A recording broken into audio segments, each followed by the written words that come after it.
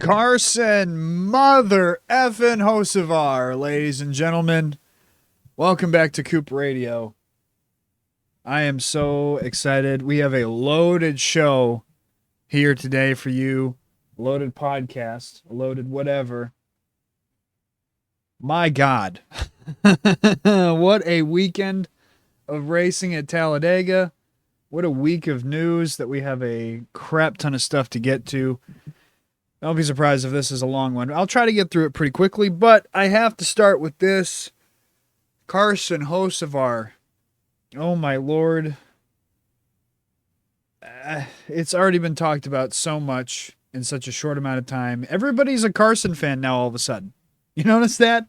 Everybody now all of a sudden loves Carson Hocevar. Everybody now is, oh, no, we're going to start gatekeeping being a Carson fan. You can't be a bandwagon fan now. I'm a real Carson Hocevar fan. Everybody now is a real Carson Hocevar fan. Everyone's jumping on the bandwagon, and boy, oh boy, is it it's deserved. Let me start with this. First of all, Carson, he had himself an amazing race. If you missed this past weekend's race at Talladega, good God. You're seemingly polarized. Most people, as far as the actual race itself, were not too happy about it, but we'll get to that later on. Listen, Carson has been the same person that he has been seemingly from the time I've started to see him in Truck Series, racing in the 42 Nice truck, to now where he is racing for Spire Motorsports in the 77, coming off the heels of winning his first ever Cup Series race. He has seemingly been the same exact person across the board. And that is something that has been going around as far as a talking point as to, like, why do people all of a sudden like him? Why do people all of a sudden, love being, a Carson Hocevar fan? What is it about him that is so attractive to people to want to be fans of him now? And part of it is recency bias, I'm not going to lie. Part of it is the fact that he just won and he had one of, if not the best celebrations I think I've ever seen in my life. But putting that aside, he's had fans for a minute. Maybe not as loudly vocal as they have been here, but he has a good amount of fans, and I think that obviously this past weekend he's made a lot more fans. But why is it that he has so many fans? Well, first of all, I mean,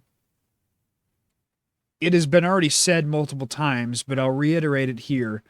He isn't like anybody, or I should say most everybody, that you see in the field today. It is obvious by just his demeanor, the way he conducts himself in front of a camera, plus how he conducts himself on social media, in the way he talks during his streams. If you ever watch any of his, I think he streams on Twitch, either his Twitch or YouTube streams, wherever he streams, where he's racing iRacing or talking with fans or making jokes and so on and so forth. You can tell that he really is truly a Gen Z guy. He really is a Gen Z guy. Even the way his humor is and everything from top to bottom.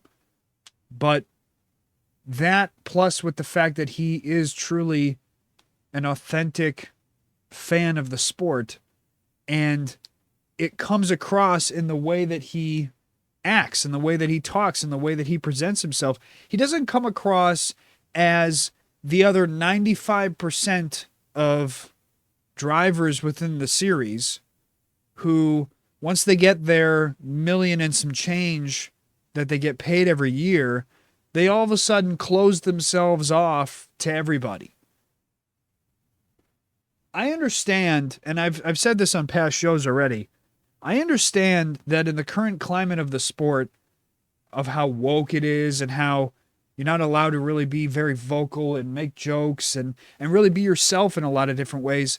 I understand with some people it's difficult to, because of that, be willing to express yourself in a multitude of ways. Be very willing to be open. Be very willing to say how you really feel about something or express yourself truthfully without the fear of backlash. I understand that. But there is a way to still be authentically yourself and try your best to then therefore connect with people, connect with fans, connect with sponsors, connect with just everybody on a personal level to where people actually may like you or may want to cheer for you or may want to support you. There's a way of still doing it without stepping over that invisible line that NASCAR has now created for you. And Carson is a perfect example of this. Somebody who is willing to be very open about who he is, say how he feels, be funny, while also at the same time not stepping over this line of, going too far or saying something too controversial or being too edgy for the sport's liking or whatever. He is, in a lot of ways, the person that NASCAR should get behind. And yes, over Chase Elliott, over Chase Briscoe, over Noah Gragson, over, at this point, even over like a guy like Ross Chastain, because of the simple fact that he is, if you want to talk about trying to push the sport into the future, he is the embodiment of my generation. He is a perfect representation of Gen Z, a perfect representation of what Gen Z adults now will connect with. Gen Z kids or Gen Alpha kids can connect with. Somebody who is in tune with social media, is a comedic individual on social media, and at the same time is very good at marketing himself to not only just regular everyday fans, but also at the same time of marketing himself to sponsors. I've never seen somebody, as of today, genuinely going out and doing things all on his own in support of his sponsors. I mean, there's nobody else that's really on their own as vocally supportive of who's ever on their car. And for whatever reason it is, whether it's I don't want to do it because I'm lazy, or I don't actually support what's on my car and so therefore I don't want to actually support it publicly, or whatever the reason is for whenever all these other drivers who have, Monster and Napa and King's Hawaiian and all these other sponsors that are still sticking around in the sport, they don't actually truly go out and do things on their own in support of said sponsors. I saw the Wendy's ad that Trackhouse did with Wendy's during the race, where they did the little pit stop, where the SVG and Connor Zilic and Ross Chastain were in the drive-through window, and they did a little pit stop on the car in the Wendy's drive-through. That's cool, but number one, they're being paid to do that sponsor. Number two, I don't see a Connor Zilic or a Ross Chastain or an SVG or anybody like that as vocal as, say, Carson is when it comes to Chili's. The dude is very, very often, and I don't believe it's like Chili's is requiring you to make a post about their new product. It's more so just he knows and understands the game. And so therefore he wants to support the people that he knows is giving him this opportunity, is supporting him as well. And he is the perfect line when it comes to personality of connecting with not only the Gen Z and the Gen Alpha crew, like I said, but also connecting with the old school fan. And having an old school fan appreciate a guy like him, because while he connects with the Gen Alpha and the Gen Z younger audience through, like I said, the social media and the internet interactions and being funny online and stuff like that, he also connects with the older audience who may not be on social media and may only watch the races, but he races like the old guys used to. He's aggressive. He take no prisoners. He doesn't care if he ruffles feathers. He's genuinely himself, and he's going to do anything and everything it takes, whether he wrecks himself while doing it or he ends up winning, but he's going to do anything he can to try to get himself a better finish and to try to win. We've seen it countless times this season already, making extremely aggressive moves in order to try to put himself in a position to win. Versus just, playing it safe and sitting and riding and not taking any chances and making sure the car comes home clean. He's putting himself in a position to try to be in positions to win. And while some people might say, well, he doesn't have to be that aggressive in order to put himself in positions to win. Look at Ty Gibbs. He's all of a sudden turned it around. Number one, the biggest counter argument I could say to that is, by the way, I hope you all know and realize he may be now have won a race and he may have been running pretty well so far this season. He's still Inspire Motorsports equipment. This is not top-notch, cream of the crop Hendrick Motorsports stuff. This is still secondary Chevy equipment. Ty Gibbs is getting premier Toyota equipment, which, by the way, Toyota's killing it right now on a grand scheme or a grand scale across the sport right now, especially in Cup. Meanwhile, Chevy is somewhat floundering in Cup, and it's been pretty obvious throughout the entire season that they're the shocking ones that can't seem to figure it out, whether it's this new nose or whatever the hell they are doing where they're behind. But not only that, but Spire, like I said, is secondary equipment, so therefore he's already behind the 8-ball there. And the fact that he's able to run as well as he has been at these certain tracks like Darlington and now Talladega and some other previous tracks throughout the season where he's had good finishes and ran well and gotten good stage points. Because of that, he's now put himself in 10th or the top 10 in points. And even though he has to run that way in order to get there, it is a net positive for him because it also gains fans, like I said, with the older crew, the older audience, who watch that and appreciate it because all they've seen is boring, uneventful, bland drivers who aren't willing to do those things anymore. People are always going to constantly make comparisons to Dale Earnhardt, whether or not he really is like Dale Earnhardt, or he is the next Dale Earnhardt. Who knows? Do I think he's going to win 7 championships? No. Do I think he's going to win, 80-some races? I don't think so. Maybe. I don't think so. I think a change of scenery would have to happen in order for him to get to that scale of amount of wins. And he'd also have to take another step as far as talent-wise and, skill, racecraft, if you will. But even though that's the case, I still think he can be an extremely successful driver in the environment that he's currently in. And who knows? I mean, the comparisons to Dale, to me, the reason why people make those comparisons is because it's easy. It's easy to point at the most recognizable face and say, he's just like him because Dale Earnhardt was aggressive and therefore Carson Hocevar is just like him because Carson's aggressive. Carson is aggressive too. It's easy to make that comparison because of the fact that it's the most notable name. It's the easiest persons to point out and compare to. Do I think that he's like Dale Earnhardt? I mean, besides the paint scheme being similar, I don't think so. I don't think their personalities are very similar. Maybe their driving styles are somewhat similar. But beyond that, I don't really see the similarity.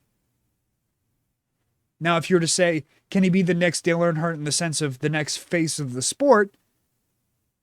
Maybe. Because the guy who's supposed to be the next face of the sport isn't exactly doing a grand old job of doing that. I mean, sure, he can find wins and be successful, but boy, oh boy, is he not the most marketable person, is he? He's a pretty bland, boring person. Chase Elliott, that is. And he's going to always have his legions of fans for reasons. I mean, honestly, besides his last name, I really don't understand where the fandom comes from.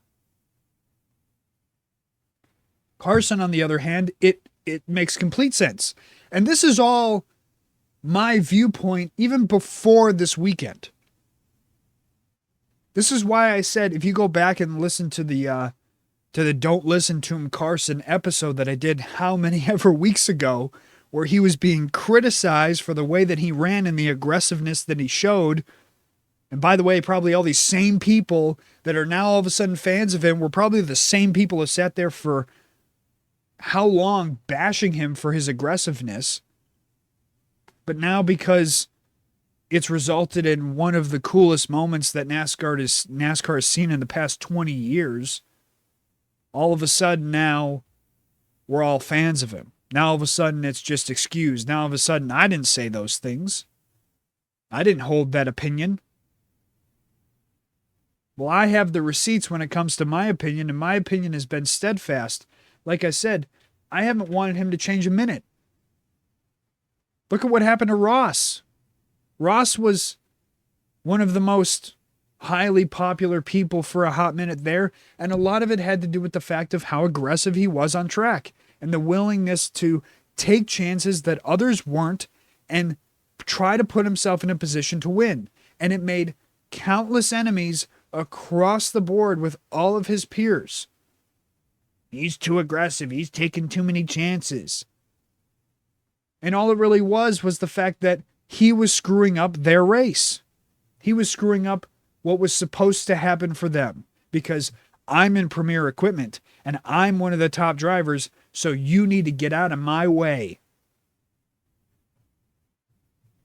It's this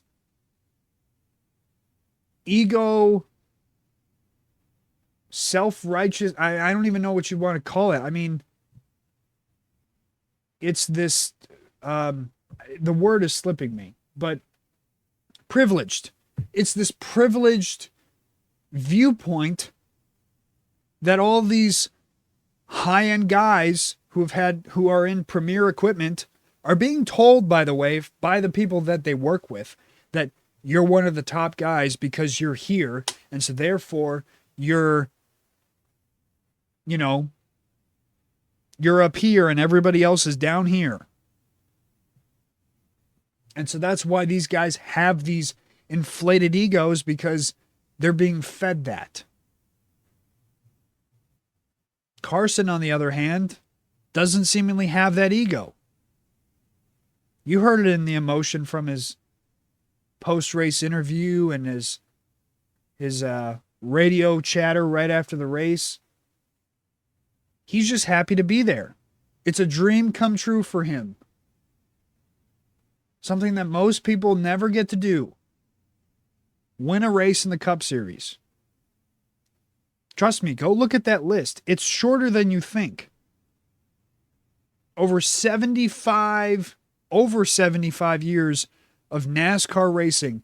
And trust me when I tell you, go look at that list of total amount of winners. It's shorter than you think. He gets a few wins under his belt, and all of a sudden he's one of the 100 best drivers that has ever existed within the sport. And if and when we get to 100 years of NASCAR, he'll be up on that stage of the 100 best drivers if he gets a few more wins.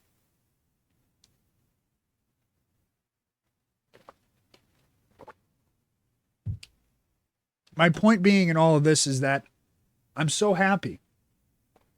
Because like I said, everybody's talking about the burnout. One of the best burnouts that we've ever seen in NASCAR. Everybody's talking about the win from this past weekend and the post-race celebration and everything that was said and done. I'm not even talking about that. I'm talking about everything that has led up to this moment. Everything that has led up to the opportunity for him to be in this position. This is not luck. This is not something that came out of nowhere. This is something that is built. It's the same thing with Ty Gibbs with his first win a few weeks ago. It was built up. It didn't just randomly come where all of a sudden he's got speed this weekend. It's been a consistent thing week after week after week after week of him showing speed. And a lot of times it's been somewhat of the same thing when it comes to why he hasn't won yet or why he doesn't have more consistent good runs is he's had pit crew problems just the same as Ryan Blaney. Maybe not as egregiously bad, but he's had some issues as well on pit road because of his pit crew. That has cost him spots.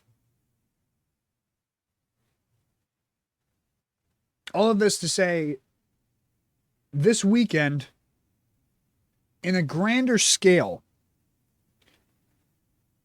can be, this is why I'm saying it can be. I don't know if it will be, but it can be a very defining moment for the sport. Because, hold on a second.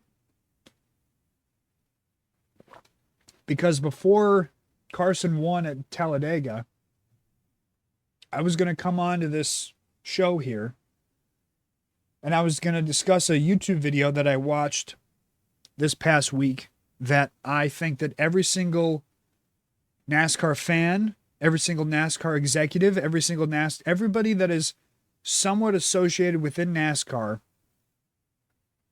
either directly as far as receiving a paycheck from somebody within NASCAR or just a fan, somebody who watches either religiously every weekend or is a casual fan and catches the races every now and then.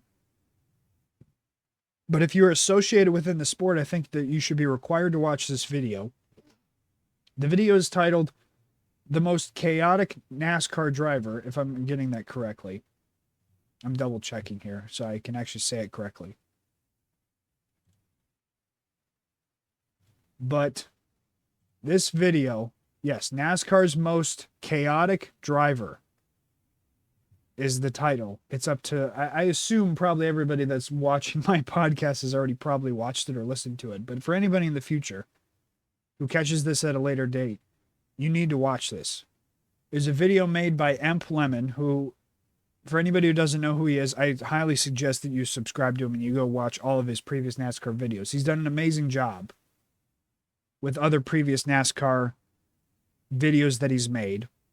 He's talked about Dale Earnhardt. He did like a lot of his videos are kind of somewhat pseudo documentary videos that he makes that can be as short as 20 minutes. But the one I'm suggesting to you, just so you know, it's an hour and a half long. So it's not exactly a short watch, but you should watch the whole thing from start to finish.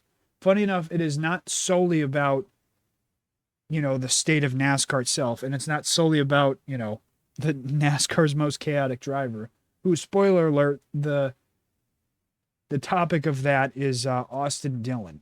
So I never thought I'd be watching an Austin Dillon documentary-esque video. But he's done videos on, there's one that was titled The Art of Revenge, where it's, all of the some past rivalries within NASCAR that were very prominent.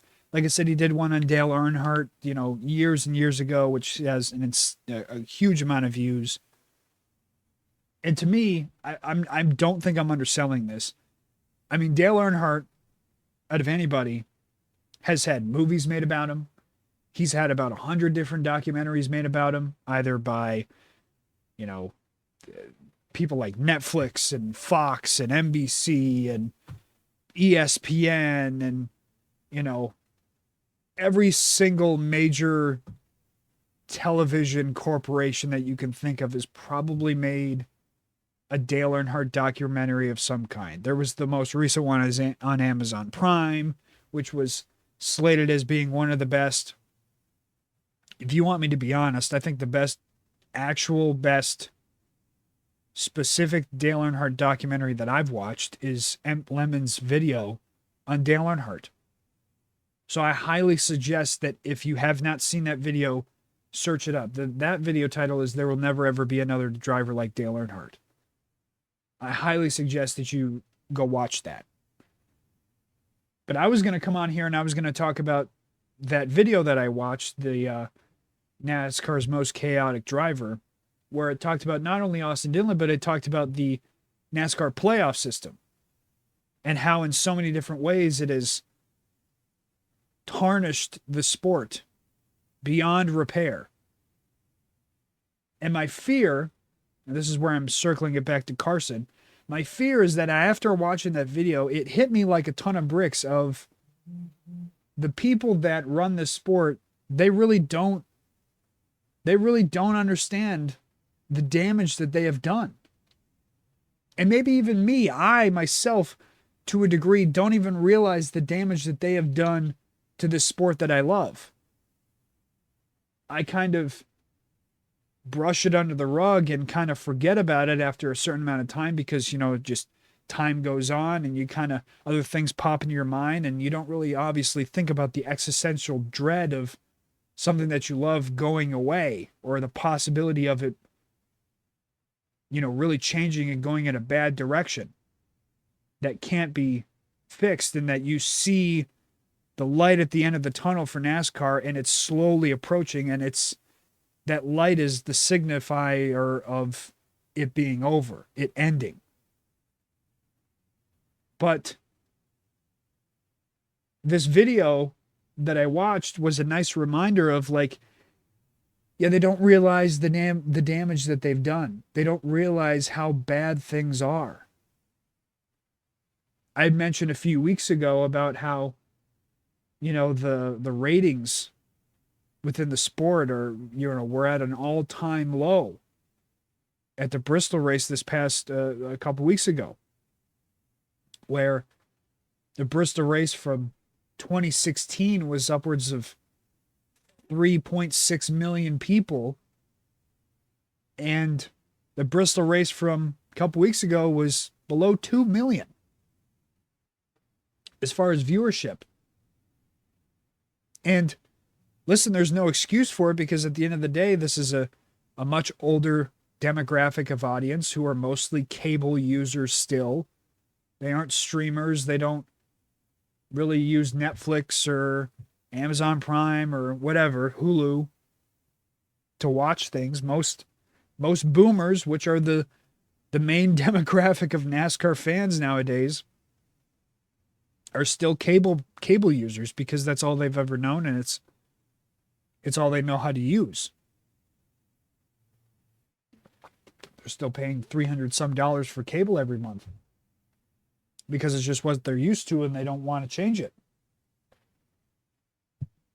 And when your viewership gets that low on what's supposed to be a major sport, and like the video talks about, I'm spoiling something about it, but like Emp talks about in his video about how most of the younger demographic that NASCAR is chasing, the young audience that NASCAR is trying their best to capture, because they realize that their major audience is still these 50-year-old people and up.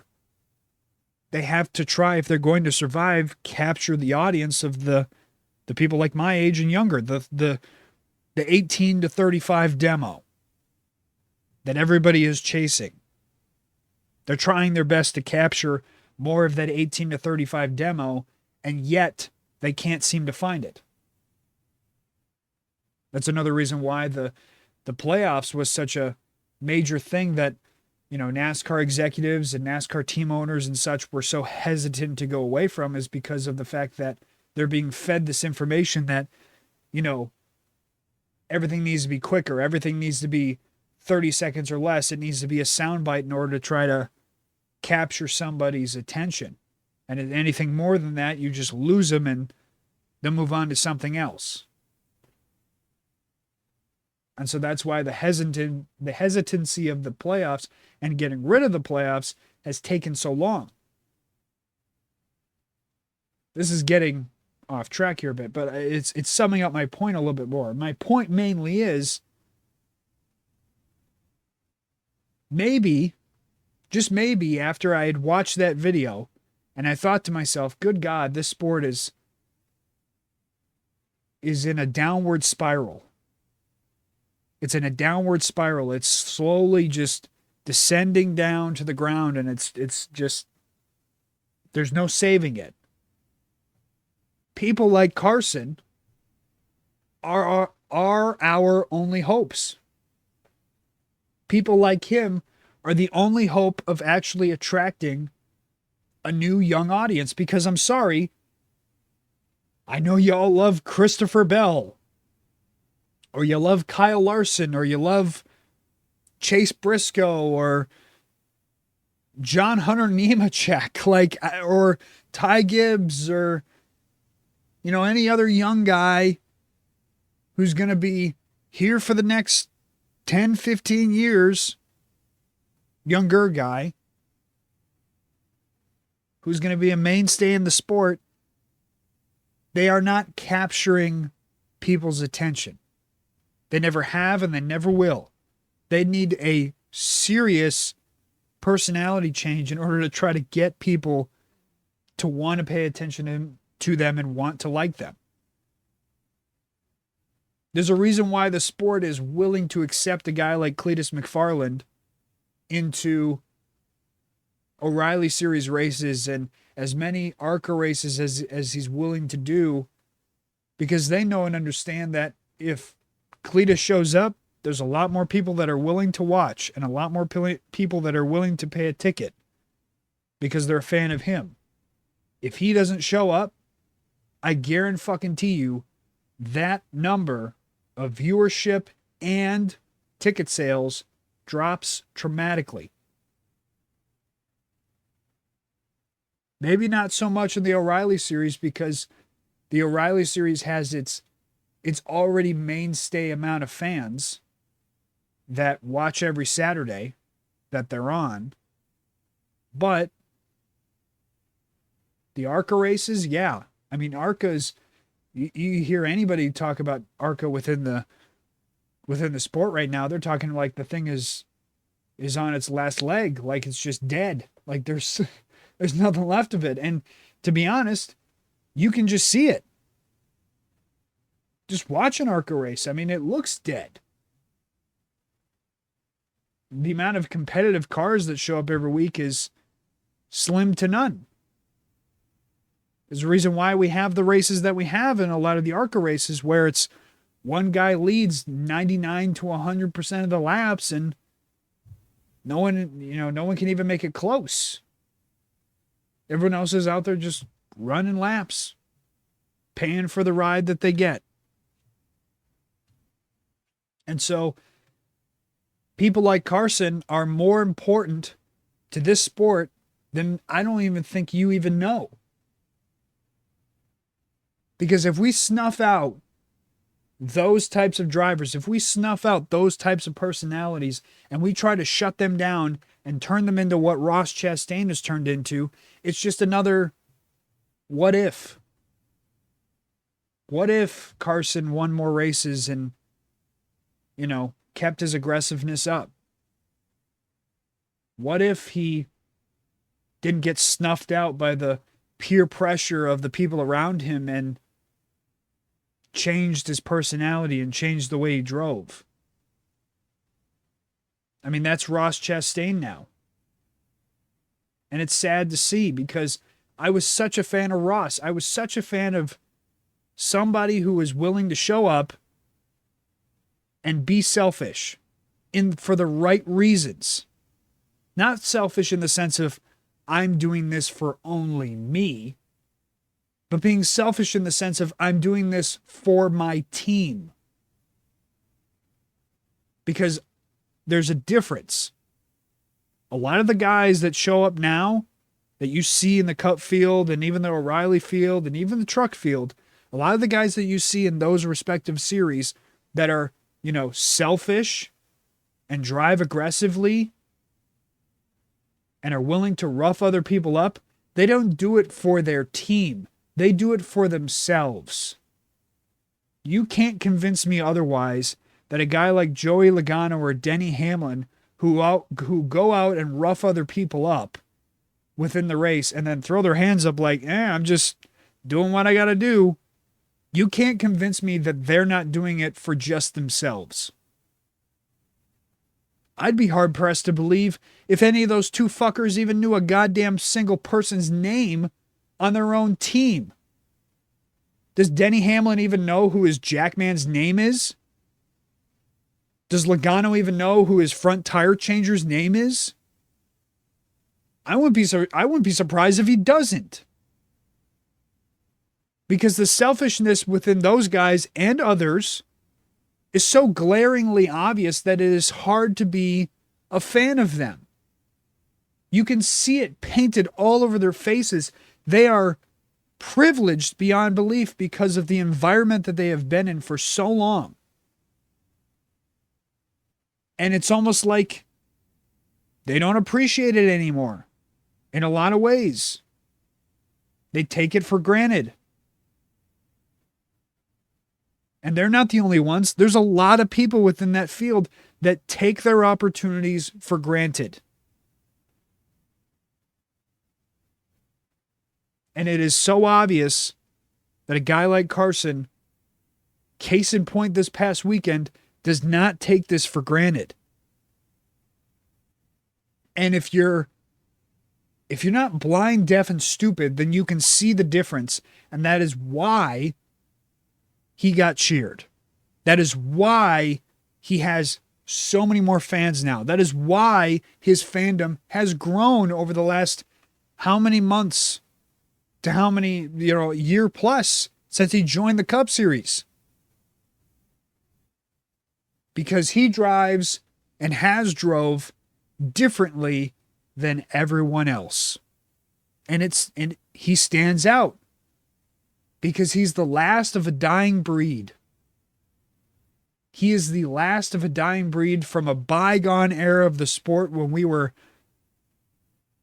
in such a better place. We were in such a better place on viewership. We were in such a better place on attendance. We were in such a better place as far as mainstream media, mainstream talking points, mainstream attention as a whole. We were in such a better place back then.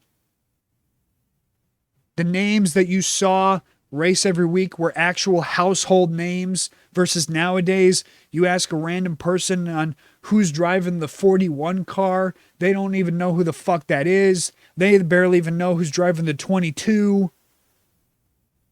They barely even know who's driving the 24 now, or the 48, or the 9, or the 2, or the 3.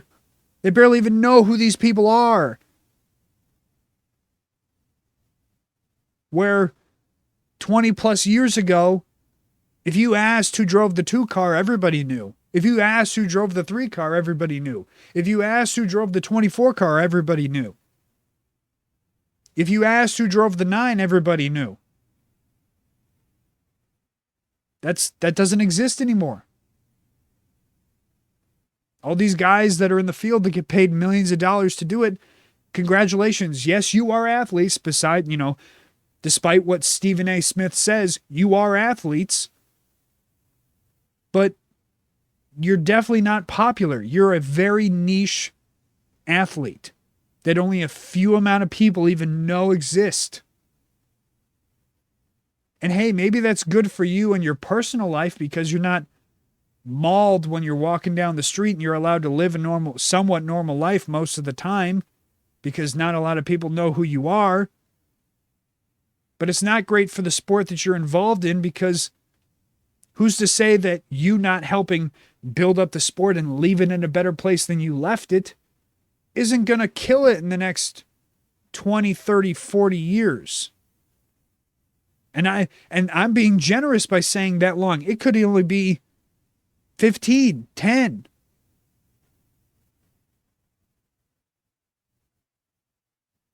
So I'm happy for Carson. But I'm more happy for what this can possibly do. This gives me hope that if he doesn't do what Ross Chastain did, which after he got a couple wins and somebody got in his ear and said something about his aggressiveness, I hope that doesn't get to him. And I hope that the way he drives today and the way he drove this past weekend is the same way he drives 10 years from now. And look, say he doesn't win another race. Say this is the only race he ever wins for the rest of his career. I mean, like I said, he's still in lower end equipment. It's not like he's leading 100 laps every week. It's not like he's got the speed of Denny Hamlin's car right now. Say, and plus he's also signed to Spire for past 2030, so it's not like he's gonna be out of there pretty quick. He's gonna be there for a while. And we saw how fast Trackhouse themselves fell off, so same thing could happen to Spire. Say this is the only race he wins for his entire career in Cup. That's okay to me. As long as his personality and the way that he drives doesn't change. Because to me, for the first time in a long time, we finally have somebody that's worth watching. We finally have a name, to me, that's worth remembering. And we finally have somebody that's worth cheering for and worth wanting to see succeed. I mean, that's as rare as a blue moon nowadays. Across the board, from the guy who drives the one car to the guy who drives the whatever, the 48. I don't know what's the highest number right now. The guy who's first to the guy who's last. Everybody across the board. It's slim pickings to try to find somebody to cheer for. But now I can tell you, person listening, you got somebody to cheer for now. Who seemingly has a really good personality. And like I said, if he keeps it up, is fun to actually watch race. The most rare thing that we could possibly have. So yeah, was the race the most exciting thing ever? No. Have we seen better Talladega races in the past? Yeah. But you can't tell me that ending, the fact that Carson won and that celebration at the end, you can't tell me that didn't make up for it. At least a little bit. It did. Speaking of that race, a lot of people were complaining about the fact that, besides the Carson Hocevar thing, the race was garbage. A lot of people I saw saying, what's the state of super speedway racing nowadays? It's just you ride around all day saving fuel just to get involved in some dumb wreck that doesn't even matter, or whatever people were saying. And I understand the complaints to some degree, but here's my perspective on it. Number one, fuel saving has always been a part, and I don't think people realize it will always be a part of super speedway racing under the current car that we have. It is such a vital part of putting yourself in a race-winning position, saving fuel more than the next guy in order to try to advance your position, because of the simple fact that the cars are designed in a certain way that does not allow for you to make easy passes. The next gen car, in the current iteration that it is designed in, when it comes to super speedway racing or just drafting tracks in general, it's designed to keep the cars in such a tightly packed, compact pack that it does not allow for cars to space out between one another giving each other space, allowing people to actually make quick passes due to that space in a certain pack. The only way to go fast and to even keep up with the pack is to keep yourself as close to the car in front of you as you can, trying your best to continuously push your line forward faster than the line next to you.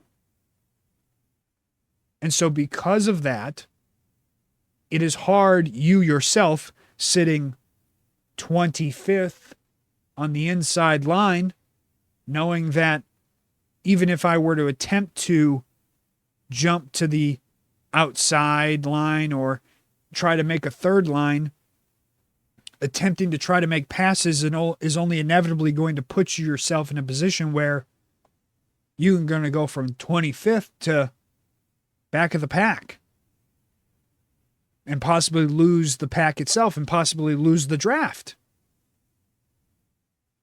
And not just jumping from that outside line to the third line to try to get people to go with you on the third line, but more so even if you're on the inside line, you're trying to make a move to the outside line, who's to say that somebody won't try to stop you, put you in the sucker hole, and then all of a sudden you're going to the back there as well. It's a crapshoot. So the attempt to mitigate that as far as fuel saving, knowing that, listen, the only way that teams can make passes and go from 25th to 15th or, 25th to 17th even, and try to actually make up ground on anybody around them is saving more fuel than the person next to them, so then they can have a shorter pit stop and therefore jump them. Knowing that that's the case, we're going to try our best to take fuel saving out of it, at least in the second half of the race. And here's what I'll say. NASCAR has created a piece of shit car that is not designed to be presented, in my opinion, in a NASCAR stock car event. It is not conducive, in my opinion, for not just short tracks, but not really mile and a halves, and definitely not super speedways.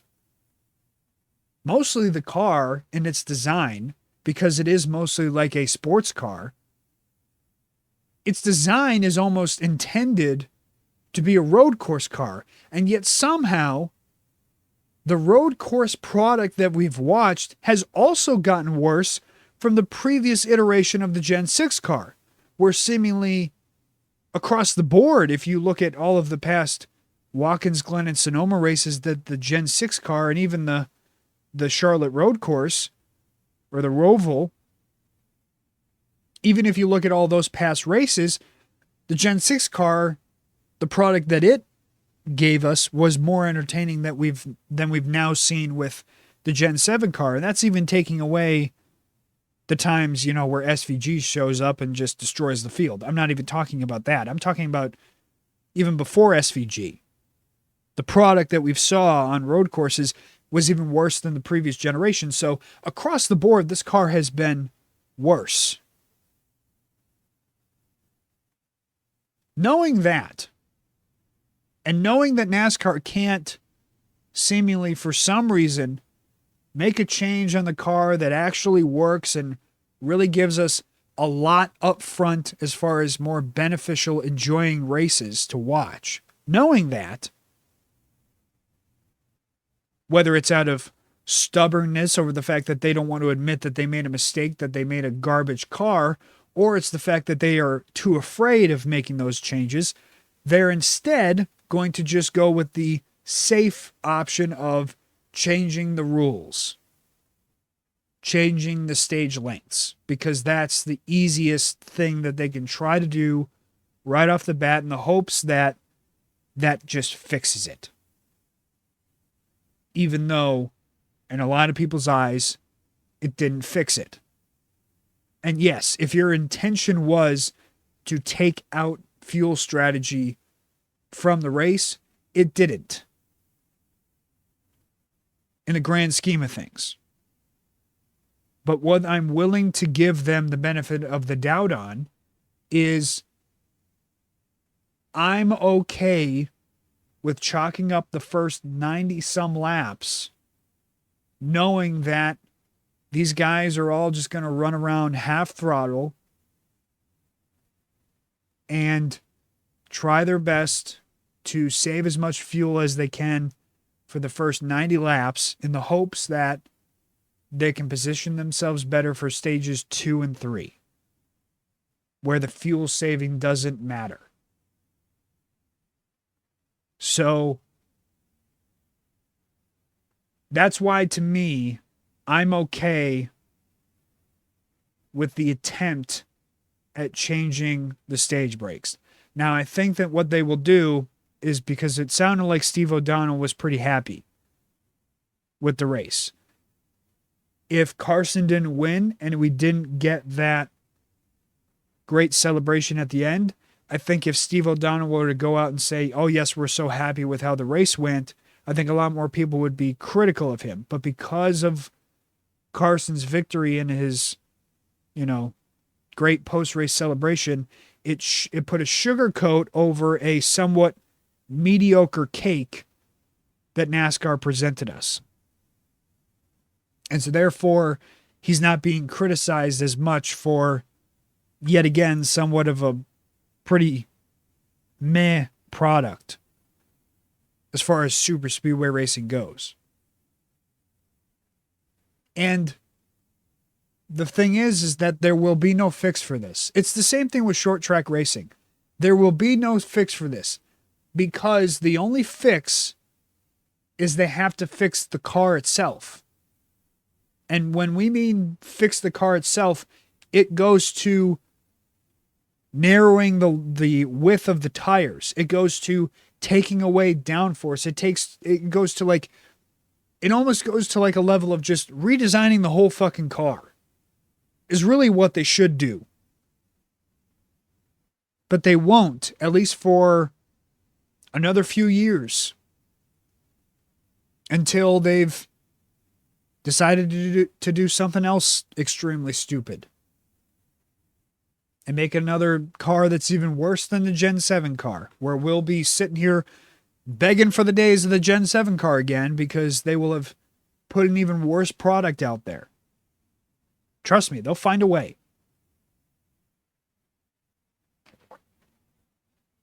So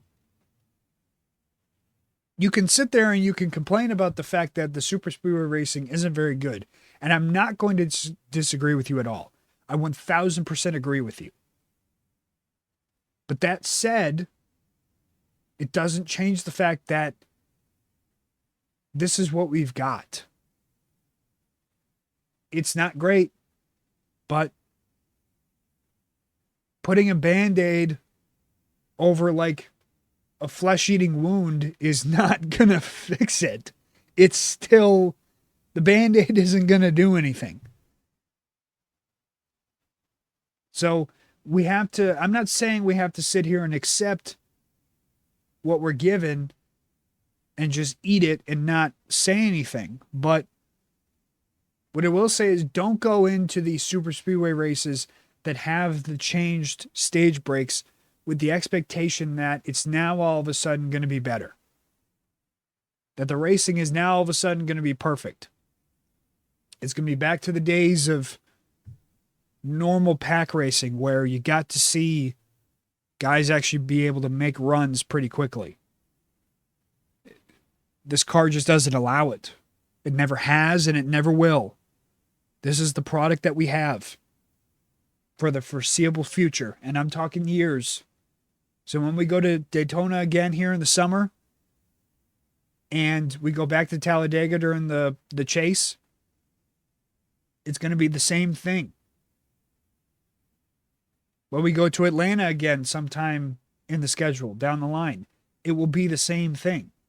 Now, Atlanta is better because Atlanta allows the cars to, where tires matter and handling matters. So That's where you'll see a little bit better of a product when it comes to drafting tracks.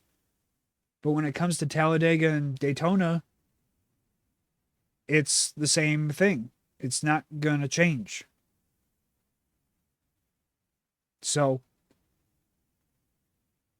I almost took the route when it came to the Sunday race. I almost took the route of I just kind of tuned out for the first stage because I knew what it was going to be. I knew that that first 90 lap stage was going to be the same thing that we've seen over the last how many years of super speedway racing in this next gen car. It's going to be sitting and saving fuel. Nobody's going to be attempting to move up towards the front. No one's going to be trying to make moves.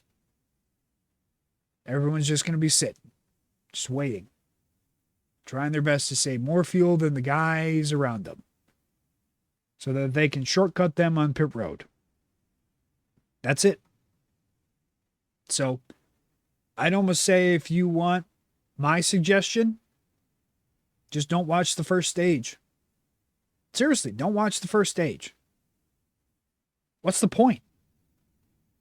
Do you want to sit and just watch the guys save fuel? I mean, if you find that enjoyable and you like the strategic side of super speedway racing, I mean, by all means, enjoy it all you want. But if you're not somebody who enjoys that, I suggest you just tune in an hour later than the start time. Just start watching at stage 2.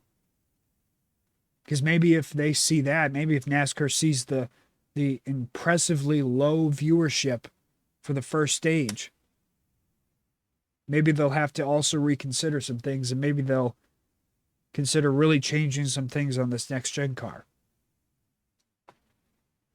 Because that's the other thing too, is I don't know how much longer this car is going to be around. Think about this for a second. So the Gen 6 car, it lasted. So if we think about this timeline wise, so the COT, the Gen 5, started in 2007, where they did a partial rollout of the COT. So part of it was the Gen 4 cars, the original cars, and then part of it was the Gen 5, the COT. And then 2008 is when they did the full release and then the full season of the COT. So depending upon what year you really want to count it, it doesn't really matter. So that started from there until 2012. We'll say 2007 to 2012. So it only lasted about 5 years. And then they went to the Gen 6 car. Now, the Gen 6 car stuck around a lot longer, where that went from 2013 to 2022, 2021. We'll say 22. Yeah, it was 22. 22 was the first year of the next gen car. So about 9-10 years.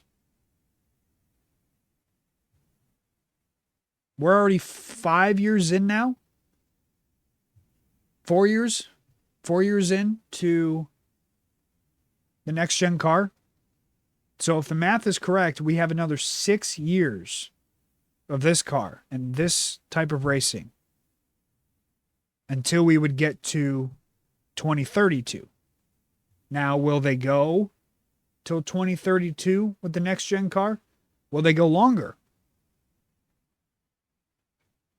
With NASCAR coming out and talking about changing the O'Reilly series, which I'll get into that more in a little bit. But when them talking about changing the O'Reilly series to electric cars away from regular motorized stock cars, with that being a talking point, and that timeline being what 2031 is the date is the year I keep hearing about. To me, if I keep hearing the same year, that they're shooting for, to me, what that sounds like is that's the end date for this current generation car is 2031. So if that's the case, we still have 5 years of this car. If that year is accurate. So that's almost up to NASCAR now. Are you willing to put on a piss poor product at about 40% of the races that you do? Maybe even closer to 50%, probably even more.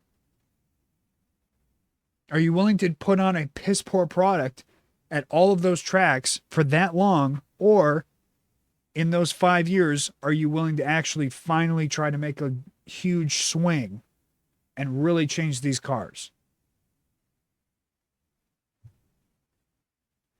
To me, changing the horsepower is a small change. If you want to actually make a legitimate impact on these cars being better, these cars being more fun to watch, these cars just being a better product, more of a traditional style pack racing that they actually want. If they really want to do that, they got to take a huge ass swing and change a lot of things. It's not just horsepower. It's the tires. It's the downforce. It's the spoiler. It's everything on this car. It's so many things. And I just don't think they're willing to do that. I'd be genuinely shocked if they did that.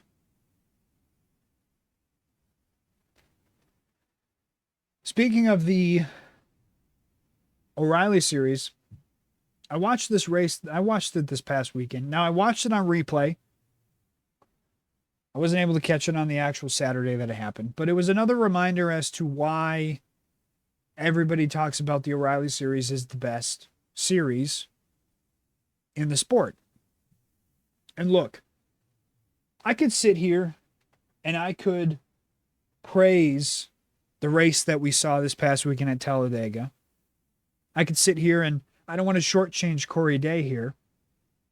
I mean, congratulations to Corey. He got his first win of the O'Reilly series. It's been fun to watch these last few weeks. I mean, so Wallich got his first win.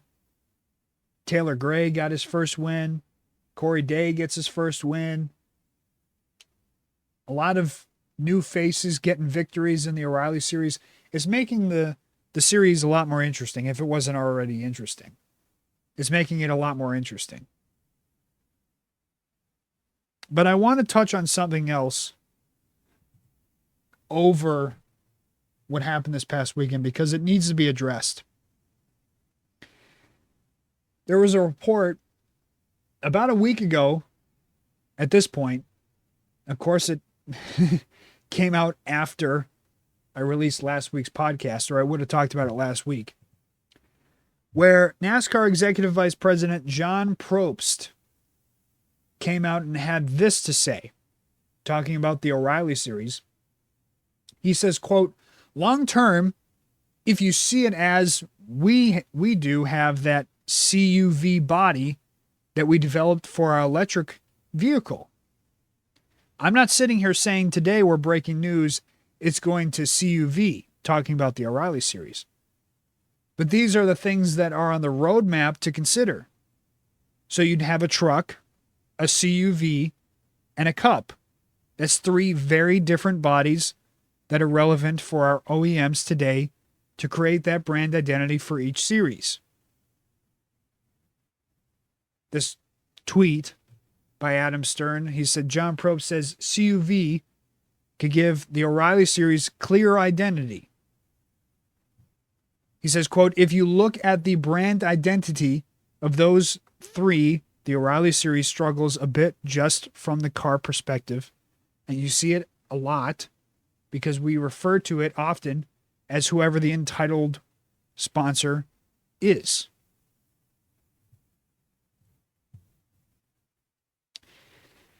You can imagine the response from people. And it's not positive. So I'm just going to say this because I am somebody who is on the side of I'm not exactly a big fan of electric vehicles in the first place.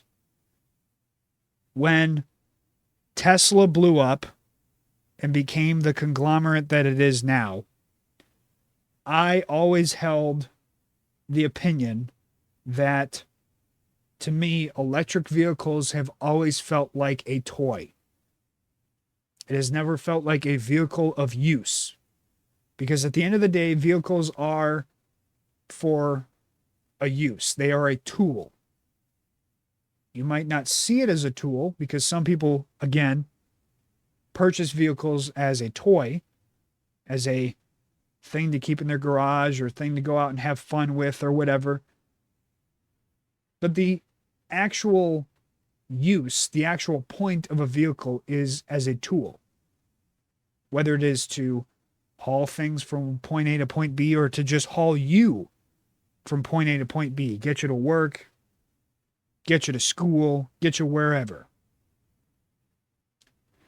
So I've always had that opinion that electric vehicles to me more feel like a toy. They don't really feel like a useful tool in the current state that they're in. If you do the research, the actual capabilities as far as us being able to go to all electric vehicles, which obviously the electric vehicle companies want us to do, is a huge undertaking that is not going to probably be solved in my lifetime. Now, obviously, in the grand scheme of things, electric vehicles are much more of the new flashy thing nowadays. So then therefore, the younger people, the younger audience are more attracted to are attracted to electric vehicles because they're considered cooler to some people. But to me, most people that are fans of electric vehicles are not really big fans of cars in general. If you go around to the most, the people who like cars, who like purchasing cars or admiring cool cars or just are fans of cars in general, you go ask these people like what their favorite car is. Nobody's going to say the Tesla Model E or whatever. No one's going to say, Chevy's electric vehicle or, insert name of car company here, electric vehicle. They're going to pick a gas-powered car or a gas-powered truck or a gas-powered vehicle. So this idea that we need to have brand identity within the electric vehicle department, there's a lot of car companies that have already tried to do electric vehicles and failed. And then have subsequently stopped making electric vehicles. So why is it that now we've literally seen the rise and fall of electric vehicles in just the past how many years, with Tesla blowing up and then therefore all these other vehicle companies going, we need our own electric car. So then they all make electric cars. And then we've seen them all fail and not sell well. And so then therefore they've tanked. And then now all of a sudden we're still going to try to make an electric vehicle series. Here's the other thing too. You don't even have to go to car companies to see this electric vehicle thing has failed. Does anybody even know what Formula E is? Has anybody heard of it? There's this thing called Formula E, which is quite literally what it sounds like. Formula One has its own electric vehicle series where they have F1 style, open wheel F1 style cars that are electric vehicles. Now, I want anybody who isn't a motorsports fanatic to try to find anybody on the planet, who isn't a motorsports fanatic who knows that even the Formula E series exists. They don't. They don't know exists. Nobody knows that it exists. I don't even think that there's even a single fan out there of Formula E anywhere.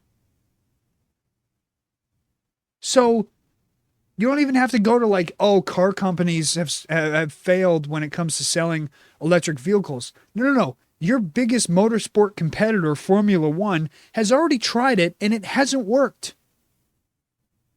So where is this idea that because the O'Reilly series doesn't have brand recognition when it comes to representing your OEM's types of vehicles that you sell? When you're a NASCAR fan, I don't fucking care. No one fucking cares. I don't care about the fact that where's my representation? Where's my electric vehicle representation?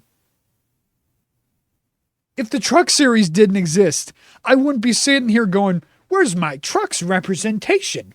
I like trucks. Why are my trucks being represented in the sport that I like? Who talks like that? Who thinks that? Besides the OEMs, besides the manufacturers that help push the sport forward money-wise. Besides them, could any fan ever care about that? And the answer is no. So, to anybody out there who's like, even entertains, and I know that there's nobody out there who's a fan who entertains that this is a good idea. But to any fan out there who even entertains that, like, I'd like to see an electric vehicle, fucking why? Because to me, if you're a fan of electric vehicles, I just assume you're not a fan of cars. Or at least cool cars, that is. Because only the dorks who don't know anything about cars are the ones who think that electric vehicles are cool. Who are the ones who think that the giant fucking stupid iPad screen in the middle of your goddamn console is cool. And the fact that your car is all electric and it can be controlled by anybody anywhere is cool. Just saying, I don't exactly want to have an electric vehicle be my primary car so that when I go to leave the house, I have to make sure it charges for about 14 hours out of the day, because if it doesn't charge for 14 hours out of the day, then I won't be able to drive the 4 to 5 hours that it probably allows me to drive it. Not to mention, I can't imagine the electric bill that I get for having to charge my electric vehicle. And not to mention also, if you don't live in a city, the electric vehicles are the biggest pieces of shit because there's no charging stations anywhere really outside of major metropolitan areas. When you get out into the far suburbs, out in the boonies, where's there a charging station for you? So no, we do not need to have brand representation fully by having electric vehicles that probably in 10 years won't be relevant and won't be popular by anybody. Because they will have died off because of the fact of us finding out, oh, wait, that's right, we can't feasibly do it on the scale that we're trying to do it. Electric vehicles can exist and be fine at the scale that they're at now, but trying to force it onto the scale of everybody should go electric. or that we as a sport need to push that. To me, that's you're literally going to kill the sport. And I haven't even brought it up the biggest point to this story, which is the fact that Dale Jr. himself went on his podcast after this came out and said, literally word for word, quote for quote, Junior Motorsports would not be interested in that and would not be and would not want to be involved in that. So basically what you're saying is that if the sport chose to make the O'Reilly series an all electric vehicle sport or in an electric vehicle series, you're telling me that one of, if not the biggest supporters of the O'Reilly series would then in turn remove themselves from the O'Reilly series? And you don't immediately think, maybe we should put a pin in that and not do that. Maybe that's an idea that we push to the side and we don't go through on.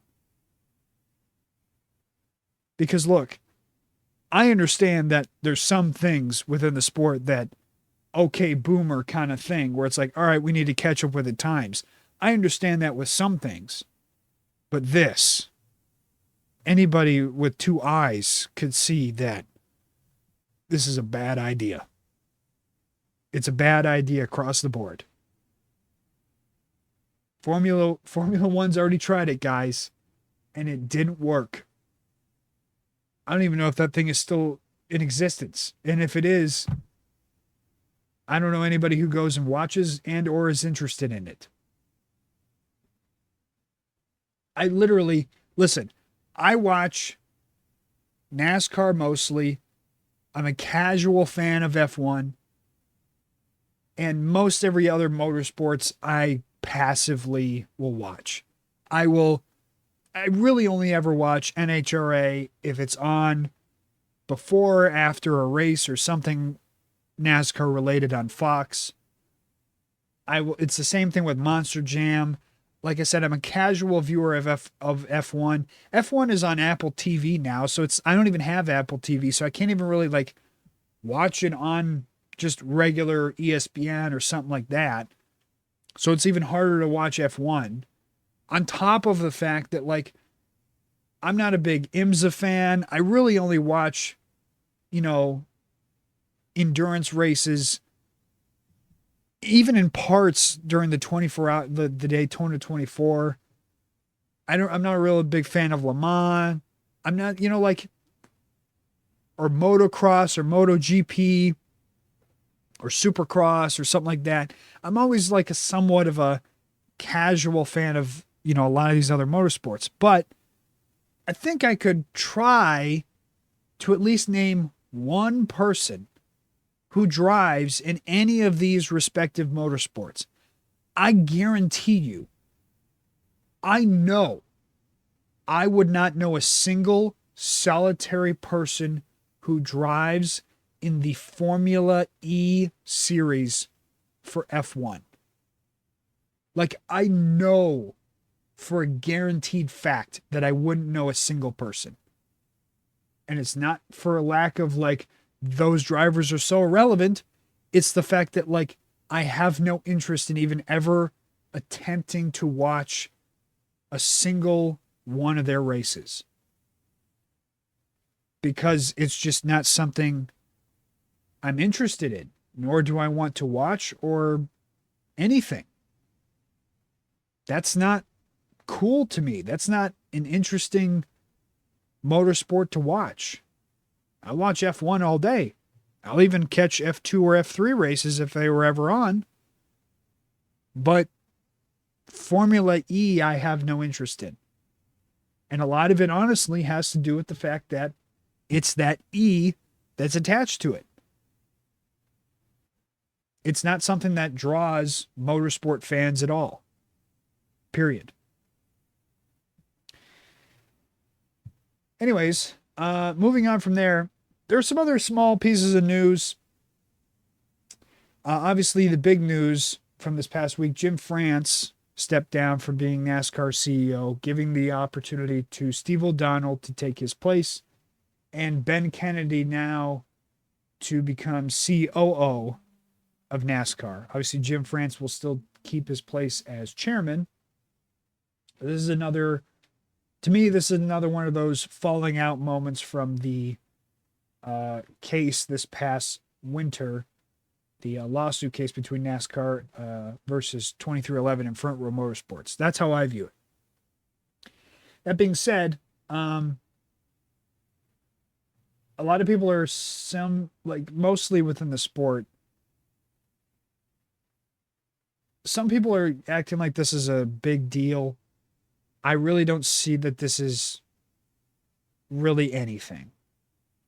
It's still the same people in charge. To me, it's just they're playing musical chairs with their positions.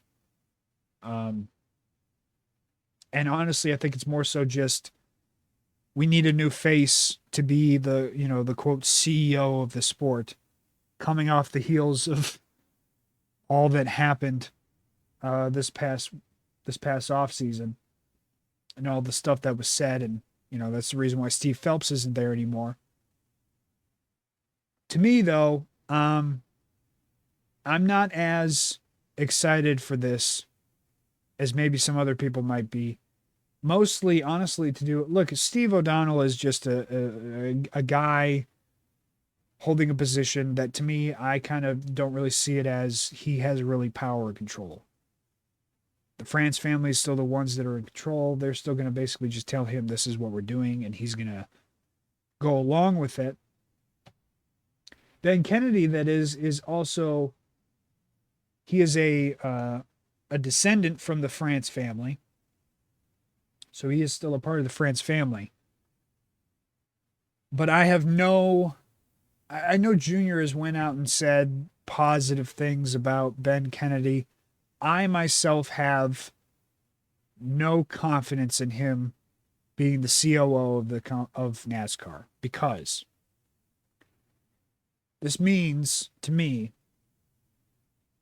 how I perceive it, is that he's going to have more say in decisions as far as the direction of the sport, which to me concerns me because of the fact that he has been the one in the room making decisions on the schedule. As far as where NASCAR goes on the schedule and the ideas of where we take, say, the All-Star race or the Clash. He's been the one coming up with these ideas. And I said it from the get-go. I was not a fan of the Clash at the Coliseum. I thought the idea before it was even happening, I thought it was a terrible idea. It didn't make any sense, as the obvious fact was brought up that, hey, we have countless and countless short tracks all across the Carolinas and beyond. All of these southern states have all these short tracks that you can go to that are popular. And not just these southern states like Georgia, Alabama, the Carolinas, Florida, Tennessee, Mississippi, Texas. I'm not even meaning all those, but I mean, there's short tracks all across the entire United States that you could go to that are southern states. California has short tracks that you could go to if you wanted to go to California. But they wanted to pick the Coliseum because the Coliseum is a popular venue, a historic venue, and the idea of racing on a football stadium is different. Just because it's different and it's new doesn't mean that it's good. And ask anybody who watched those races, did they look like they were real popular events? Did it really look like there was a lot of people in the stands? I mean, even that first year that they did the race at the Coliseum, listen, the Coliseum is a big fucking stadium. There's a lot of seats there. And there was no way that they were going to be able to fill every single one of those seats. I don't care how hard you promote it. NASCAR is not that fucking popular, especially nowadays. There was no way they were going to fill that place. And the thing is that it was always going to look bad on television if that place wasn't full. If that stadium wasn't almost completely packed out and sold out, then that was always going to look bad. And it did. Didn't take long for them to realize, oh boy, there's a lot of empty seats. We better pull out the old drapes, the old sponsor drapes, and cover up a lot of these seats. Because they definitely did that in year 2. And even with all that, there was still, gigantic pockets of just empty seating. And it looks terrible on television. Not to mention the fact that, like, the racing product itself was awful. Because, you're racing on a football stadium. There's only so much room. There's only so much space. There's only so much time to actually get your foot on the gas and try to actually race somebody. And this isn't exactly, we're not racing street stocks out here. These are giant, at the time, 600, 500 some horsepower cars that are wide as hell, that don't allow for a lot of room to be had. It was a bad idea from the get-go, and yet they still, even after the first year, the whole medal ceremony was lame as hell too. And the whole thing to me just reeked of cringe. And yet they still, even after that, were like, we're going to try it again. We're going to do it again. And then you hear about the fact that, yeah, this is Ben Kennedy's idea. This is his brainchild, that he wanted to do this. And then, oh, by the way, yeah, they're hemorrhaging money by doing this. Because it's not exactly cheap to rent out the stadium and to bring in all that concrete. By the way, that's not all just, it's not like they lifted up the turf off the football field and all this racetrack was under it. They had to bring all this shit in.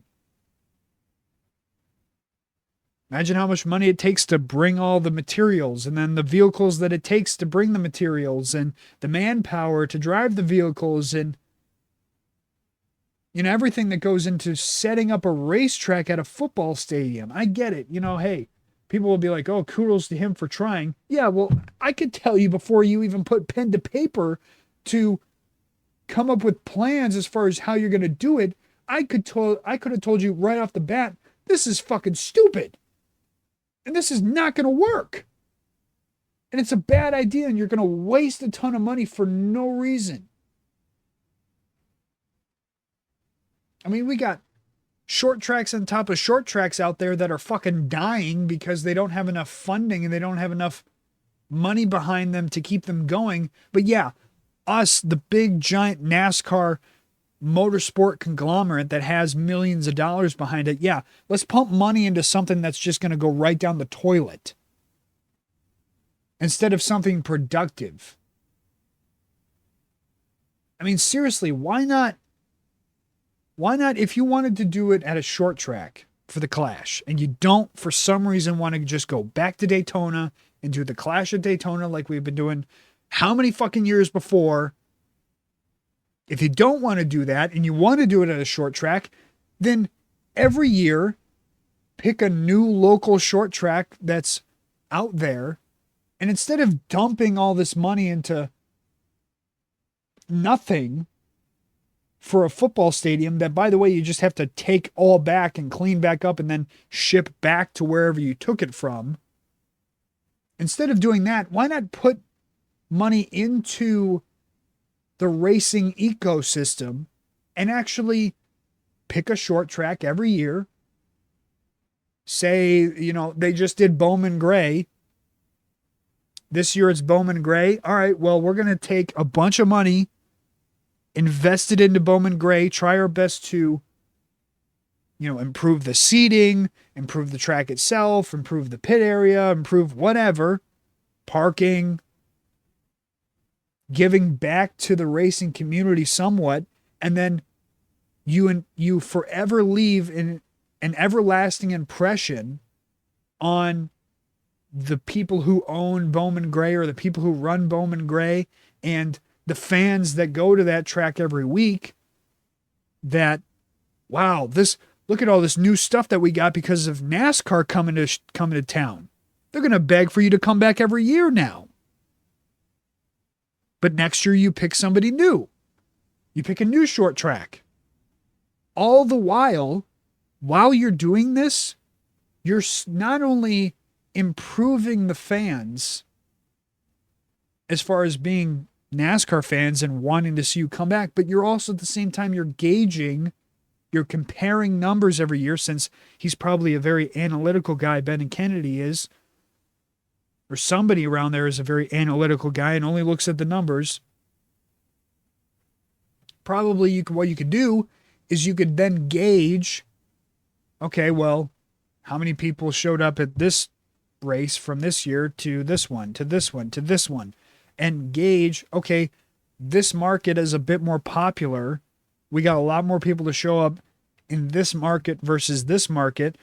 Maybe we go back here. Or better yet, maybe we do just more races in general there. Maybe we pick there to go and do a short track race there in the future, instead of fucking going to an airfield in San Diego to do a road course. Like, yeah, you know what speaks to me more than anything as far as 4th of July, America NASCAR? You know what speaks to me there? A road course race. It's the same thing as far as the Chicago street course. Like, okay, cool. It's new. We've never done a street course before.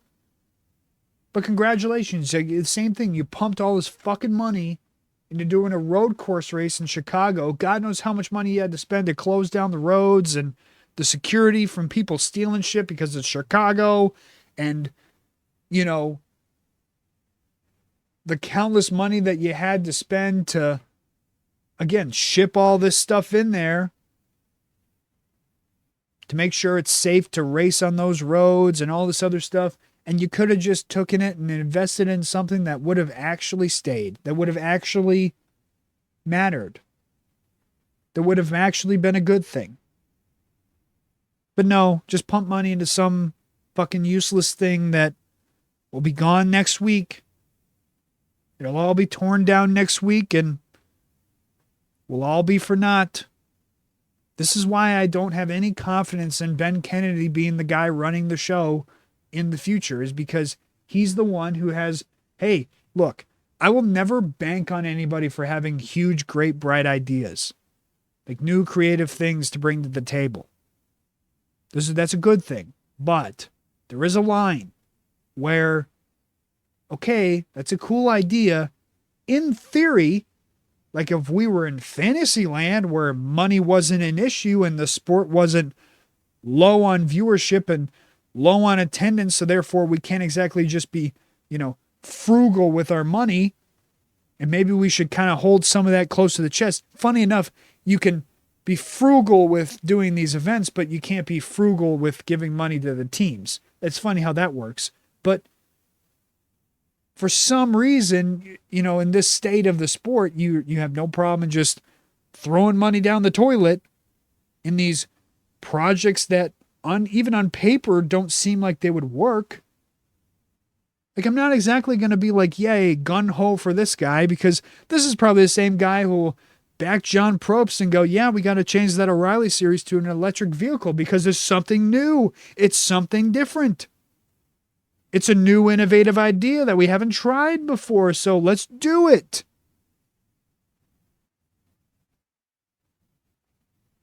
So no, it's going to be more of the same things. It's more of the same bad ideas. It's more of the same bad decisions. It's more of the same bad shit that we have that's gotten us to the position we're in now. So yeah, that's the state we're in. That being said, as far as other stuff, I wanted to cover a couple of small things here pretty quickly. The Stephen A. Smith thing, look, I don't take that too seriously. I don't think most people should. He doesn't know anything about the sport. So when he doesn't know anything about the sport, he doesn't know about the guys who sit in, fire suits that are basically sitting in a 400-degree oven because the temperatures at most of these races, they're 100 some degrees, and some people don't race with the cool suit and some people do, and then even the cool suit will fail, so then it's even worse for them. And and then they got this insulated helmet on, and them themselves, it's 100 some degrees out, and in the car it's 130 degrees, and I mean they're basically racing in an oven at that point, and they got to do it for 3+ hours and be focused the whole time. And he doesn't know about these things. He just he thinks that the way that he drives on the highway in a nice air-conditioned car, putting down the highway at 65, is similar to what people in racing do. And he thinks because there are people that were a bit overweight that raced in NASCAR, like a Tony Stewart, for example, who was a bit overweight when he raced in NASCAR, that because of the fact that, there's fat guys in NASCAR, that they're not athletes. He doesn't know about the sport. He's an uneducated individual when it comes to NASCAR, so you can't take his opinion seriously. At the end of the day, the only reason he would say that is, again, to try to grab your attention. He's trying to just get your view. He's trying to get your attention in the hopes that you'll click on something that he says and make a comment at him and try to get him engagement because of the fact that he's in the entertainment business. And in the entertainment business, the most important thing is viewership, attention on him and his takes and his opinions and him talking. It's the same thing that I'm doing right now. My point in doing this is to not only be authentic and be honest with you people, but also at the same time, I want to get as many people to watch and listen to me as I possibly can. Because the more people that listen to me, not only the more I want to do this, but the more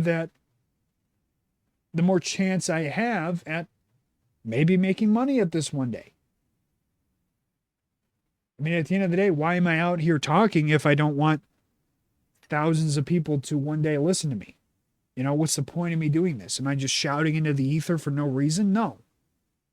There's a point to this. So I don't take anything he says seriously when it comes to NASCAR because, again, he literally doesn't know anything about the sport.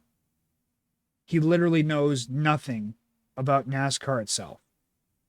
So you can't take him seriously.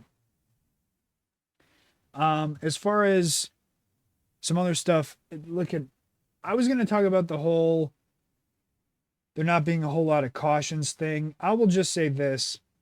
There was a quote here, and I think that this best explains it. I haven't played a video clip yet, so I will go ahead and play this video clip. This is from last week, 5 days ago.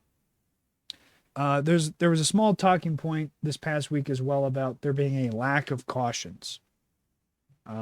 Especially like Kansas is a prime example of we didn't have a non-manufactured caution up until, 2 to go with the whole Cody Ware thing. So Ryan Preece was asked about this on SiriusXM.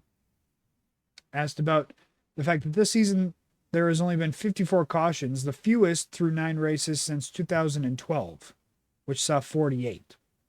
So here's what Ryan Preece had to say about that fact.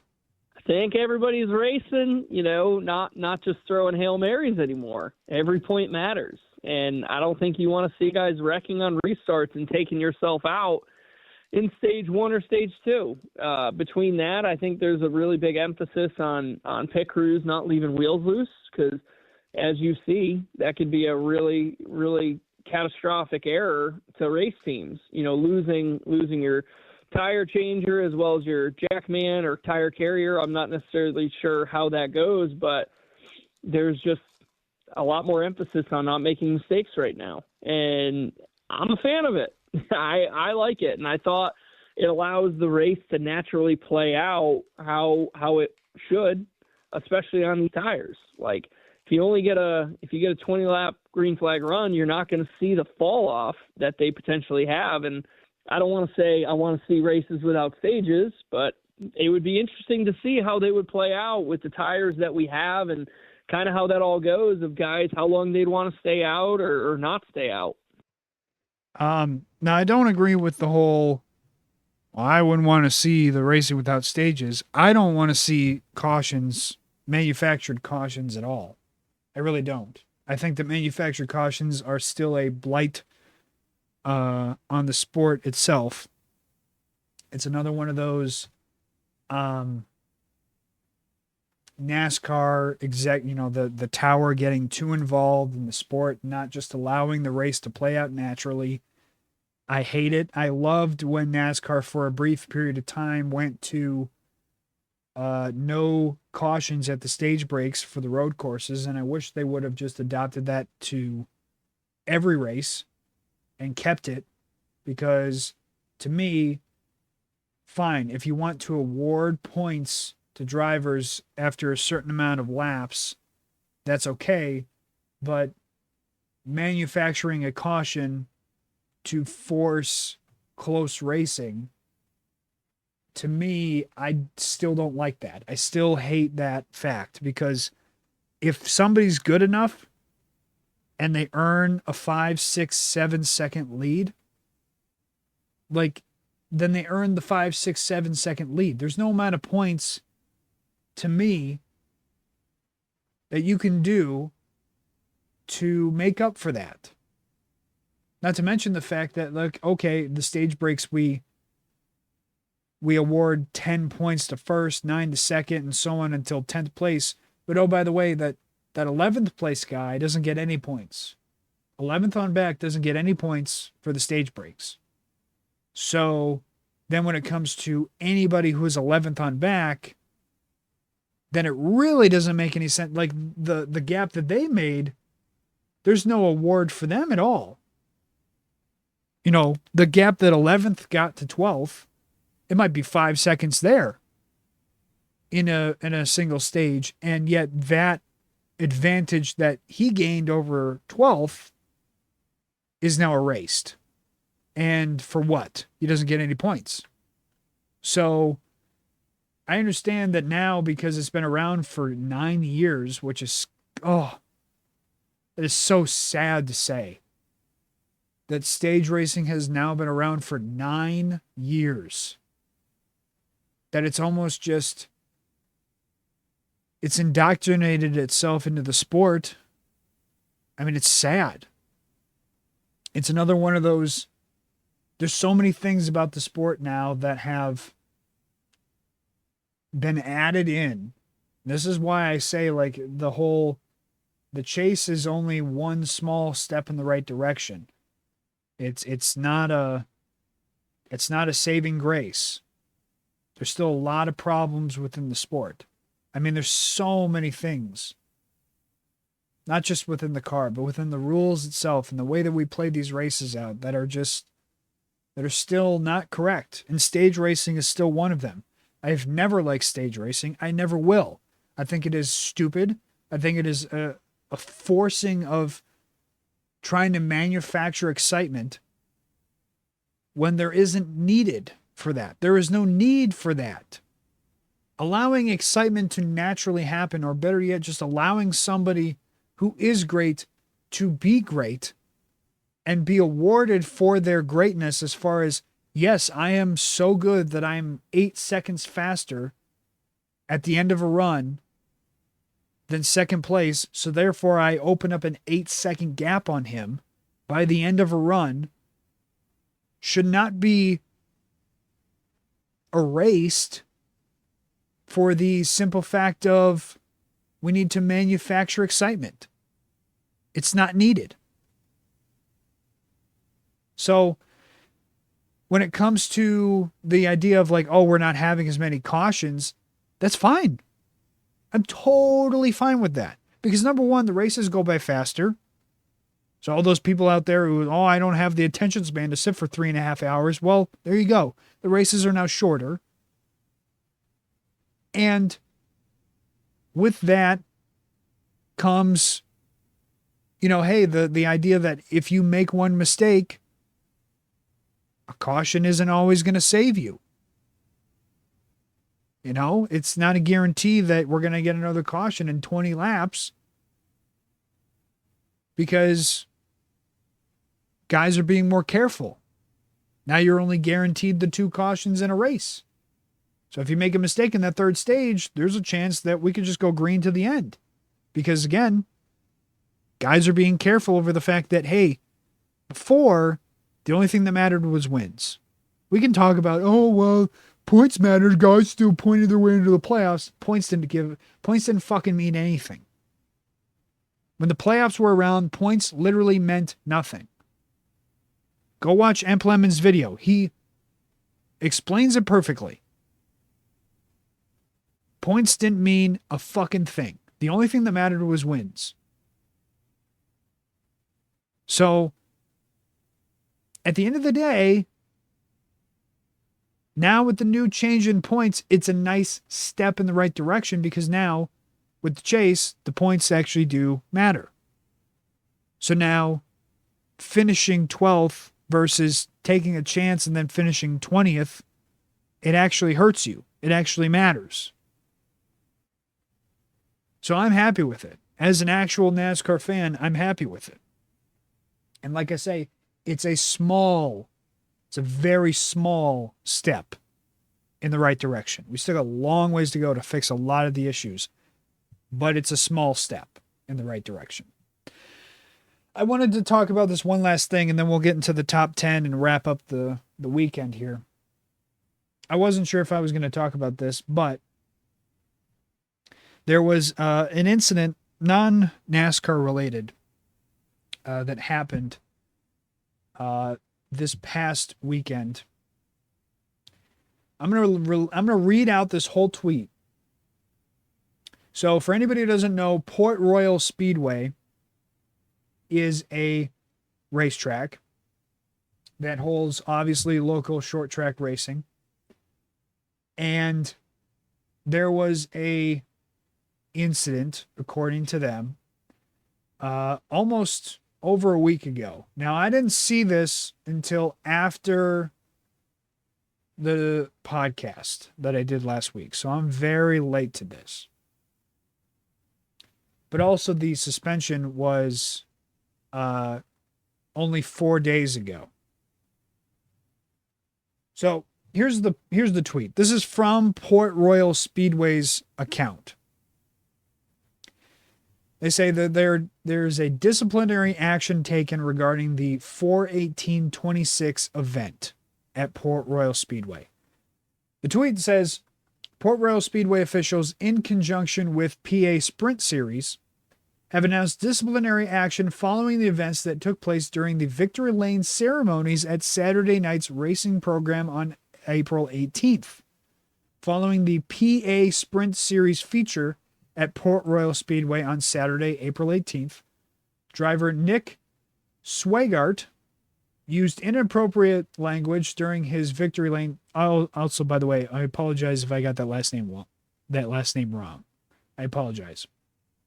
Anyways, he used inappropriate language during his Victory Lane interview that included derogatory remarks directed at the Speedway and its personnel. Port Royal Speedway and the PA Sprint Series are committed to promoting an environment that is welcoming to the entire family, including fans of all ages, as well as partners and sponsors who share those same values. The language used in Victory Lane on Saturday was not in line with that standard. As a result, the following disciplinary actions have been taken. Get this. Nick Swigart, again, Sorry if I got your last name wrong. No disrespect meant. He has been suspended from competition in all divisions at Port Royal Speedway for a period of 1 year, effective April 18th, 2026. He will lose credit for the win from April 18th, forfeiting all associated track points and prize money for the event. This penalty, as levied by Port Royal Speedway with the support of the PA Sprint Series, may be accompanied by additional sanctions from the IMCA Race Saver Sprint competition. Port Royal Speedway and the PA Sprint Series remain committed to providing a professional, respectful, and family-friendly atmosphere for all who attend and participate in race day activities, both at the track and through broadcast partners. Wow. By the way, for anybody who is also curious, they did not allow anybody to reply to that tweet, unsurprisingly. But there are some people who quote tweeted it. One who actually shout out to High Speed Dirt _ on Twitter, X, friend of the show. He ended up posting the video of the post-race celebration speech, which I will play in a moment. And as a matter of fact, I've held out as I did not want to hear it until now. I wanted to hear it on the show. But he, the High Speed Dirt media guy, the at High Speed Dirt _ friend of the show, go follow him, I guess. He tweeted the video and said, "If Victory Lane has become a place for celebration, emotion, and authenticity, how is a common swear word enough to erase an entire year of a driver's livelihood? Where's the line, and who decides when it moves? Is the discipline port issued to Nick Fair? Share your thoughts." So let's go ahead. It's 1 minute and 4 seconds. Let's listen to Nick here in his post-race victory speech. What exactly did he say that got him? By the way, this is what got him suspended from Port Royal Speedway for 1 year. He had the money and the points that he won taken away from him because of what he said in an interview after the race. By the way, there is a chance that there's, as the tweet said, more disciplinary action coming from this. So, Nick, take it away. Go. Yeah, everyone's going to say I wrecked him, and, I fucked up. We got into him there. But in all honesty, I got underneath him. He missed the bottom. We had a lap car there. I checked up for the lap car, got back to the throttle. And all you non-racing people are going to not understand this, but we run easy up shock. So the front end of the car jumps up when you get to the throttle. And as soon as I got back to the throttle, front end came up, and I got right into the side of Duke. I think we were both fighting for the same real estate, and unfortunately, like I said, I fucked up. I drove in hard. I see an opening, and I mean, hats off to Port Royal, but the track sucked. I mean, there wasn't much fucking racing going on. You know, announcers want to say it's a real racy track. Not really, but we made the best out of what we had. I mean, this is definitely not how I want to win races. Nobody wants to win a race like this, and I'm going to get a lot of backlash on this, but at the end of the day, it is what it is. I want to race. We're on a borrowed motor thanks to Dustin Young. This motor has an old Hillborn motor. Go. Well, I think it was the second fuck that he said. It wasn't the first one. The first one was kind of like a warning shot, but the second one, Nick, the second one was just too far. Listen, I unfortunately have to say I'm not surprised that he got suspended by that. He, in my opinion, he's being authentic and he's just being open and he's talking like he probably normally would talk. And it's sad that, people are so sensitive to in some cases, it's funny how we can be so sensitive to swearing and foul language in this setting, but yet in other settings on the internet and such, we are just so open and fine with having any and all swear words or slurs or whatever thrown out there. I am definitely more in the side of I literally could not give a fuck what you have to say, like with your words. Like I literally could not care. Your verbiage of whatever words you use literally have no effect on me at all. You can tell me to kill myself or jump off a fucking bridge, or, you know, you could call me every slur or every swear word under the sun. At the end of the day, to me, they are just words. Now, I understand that I am not the only person at this event. And to me, I hate, and I mean it when I say hate, I hate when people use kids as an excuse. Think about the children. Motherfucker, at the end of the day, this is a grown-ass man in a grown-ass sport, in a grown-ass environment, where he's passionate about something and he's going to say whatever the hell he wants to say in the moment. You stick a microphone in the dude's face when he's feeling something about, you know, how the race went and he isn't exactly happy with how he won the race. Some people are just, they don't care. They're just going to be they're going to be vocal and they're going to say how they feel. You know, like, I mean, goddamn, hockey is another prime example. Pick any sport. Hockey, baseball, football, basketball. Guys in interviews slip up, accidentally say fuck, accidentally say shit, accidentally say swear words of any kind in interviews. I don't think that Nick in the moment was like, I'm just going to say fuck and I don't care. I think in just the moment he's passionate and he's how he talks. Listen, this is how most people fucking talk. Listen to me. Fuck is just a part of my is a part of my vocabulary. It's a part of probably 90% of adults' vocabulary. It's probably a part of 40% of kids' vocabulary at this point. You think that any kid in the audience has never heard fuck before? You don't think he's ever heard that some kid's ever heard his mom or his dad say fuck? Like, are you kidding me? And because of the fact that he accidentally said fuck, which I know it wasn't because he said fuck a couple times. It's because he said that Port Royal lied to the people in saying that there's the track is really racy, but it's actually not. That's what actually got him in trouble. It's the fact that he bashed the track and undermined the track, saying it's actually not that good of a racing. That's what actually got him in trouble. If he didn't say that, I don't think the punishment would have been that bad.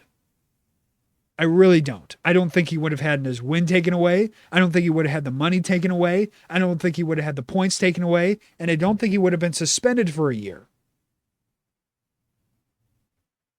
Literally, that all happened because of the fact that out of all of the things he said there, it was because he talked bad about the track and said the track actually isn't that good. I guarantee you that's why. And it's petty as hell. It's petty as hell because you get all fucking offended because somebody told you the truth, track owners, about the fact that maybe your track isn't as good as you thought it was, or even if it isn't the truth, even if this is just one guy's opinion and you asked the other 20, 30 guys who probably showed up that night to race their opinions of the track, and the other 29 people who raced that night were like, yeah, actually, no, I don't know what he's talking about. I mean, I thought the track was pretty good. I think the track is pretty racy. Even if it's just him who thinks that. Like, so what? So what that one guy in the field doesn't think the track is all that great? Let it go.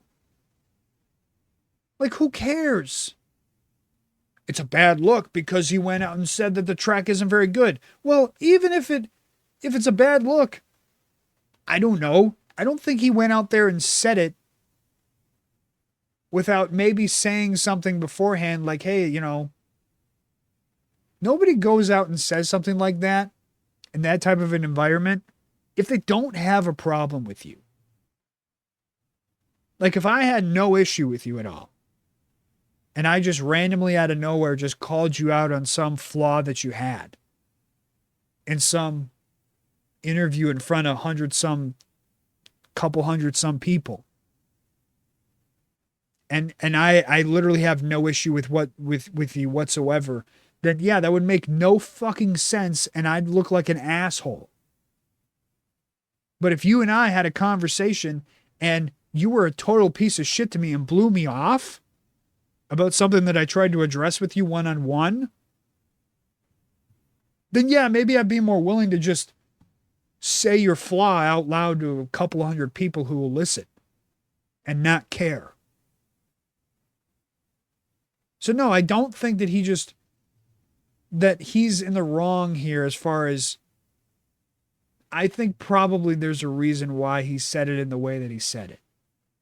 Just saying. I think there's probably a reason why he went out in front of everybody and said, yeah, I didn't mean to do that. I fucked up. And here's the other thing too, is like, he wasn't mad. He was just like, yeah, I fucked up. If anything, he was mad at himself for whatever happened on track. I guess he got into somebody and he didn't mean to, which happens in racing, whatever. But it really all boils down to the fact that he called out the track and said the track was shit. And the track isn't very good. And it's not very racy like they try to tell you.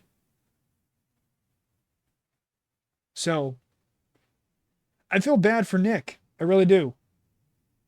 I hope that the backlash probably again. I know there's been a shit ton of backlash against Port Royal for this. It probably won't do anything, and Port Royal probably won't listen.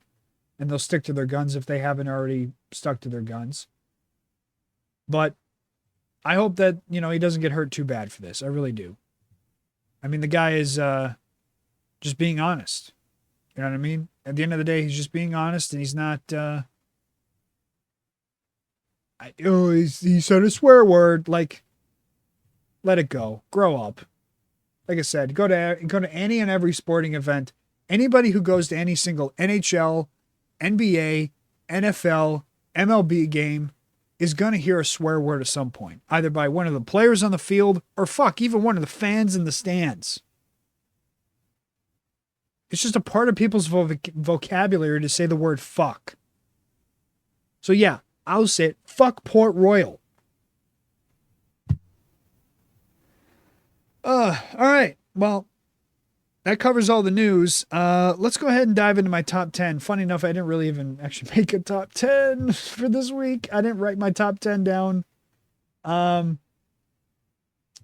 will go ahead and let's sum up my top 10 from this past week. Number 10, I have to put Carson Hocevar on this list now. I'm not really going to make a top 10 here unless I do it right now, which I don't think it's fair to.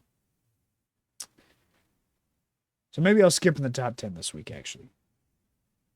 But how about this? My whole top 10 is Carson Hocevar. That's my whole top 10 for this week. Is Carson Hocevar. Number 10 is Carson Hocevar. Number 9 is Carson Hocevar. Number 8 is Carson Hocevar. Number 7 is Carson Hocevar. Number 6 is Carson Hocevar. Number 5 is Carson Hocevar. Number 4 is Carson Hocevar. 3 is Carson Hocevar. 2 is Carson Hocevar. And number 1, hey, guess what? It's Carson Hocevar. How about that? No, I have to give Tyler Reddick still number 1. I'll make a top 10 later and tell you guys about it next week. If anybody's, we're already 2 hours in. I talked about Carson Hocevar for a long time. First 40 minutes of the damn podcast, I was talking about him. Then I kind of bulldozed and blew through a lot of other stuff, but it needed to be discussed. It needed to be talked about. How important that really was. But so as far as the ones to watch for this weekend at Texas, I mean, I feel like I'm a broken record at this point as far as just, the ones to point out. I mean, it's the same people. It's Kyle Larson again. It's Denny Hamlin again. Keep an eye on Tyler Reddick because he's still got a ton of speed. Keep an eye on Christopher Bell because he can be fast at Texas as well.